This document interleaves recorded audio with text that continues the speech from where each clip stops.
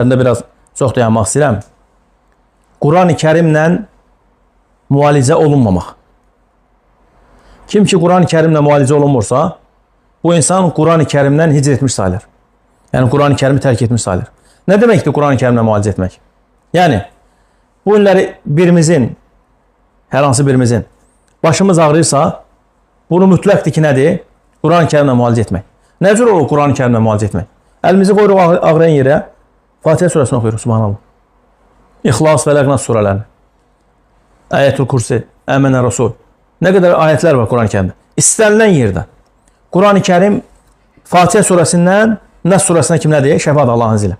Bir də məsələ. Quran-ı Kərim Allahın izni ilə şifadır, şifa. Yəni şəfadır. Quran-ı Kərim dava deyil, dərman deyil yəni. Dərman aptekdən alırsan, ola bilsin o səni sağaldır, ola bilsin sağaltmaz da, ehtimal var, düzdür. Amma biz hansı yəqinliklə oxumalıyıq Quran-ı Kərimi?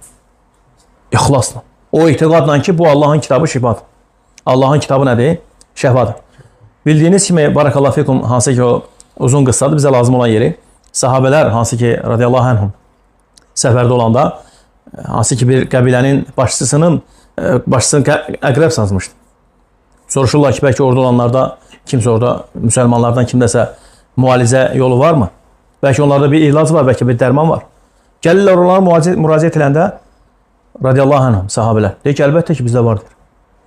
Fikir versin, subhanallah. O etiqadla. Deyir, bəli, bizdə vardır. Gedir, neynir? Əqrab sancan yer əlini qoyur.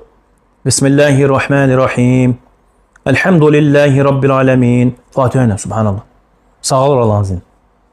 Fikir versin, subhanallah. Quran-ı Kərim şəfadır, la ilahe illallah. Ona görə kimsə böyrəyə ağrısa, kimsə başı ağrısa, kimsə, nə bilim, bel ağrısa, ən birinci nə inəcək? Quran-ı Kərimlə müalicə olmaq. Quran-ı Kərimlə müalicə eləməyən insanlar özlərini nədir? Qurandan hicr etmiş sayılırlar.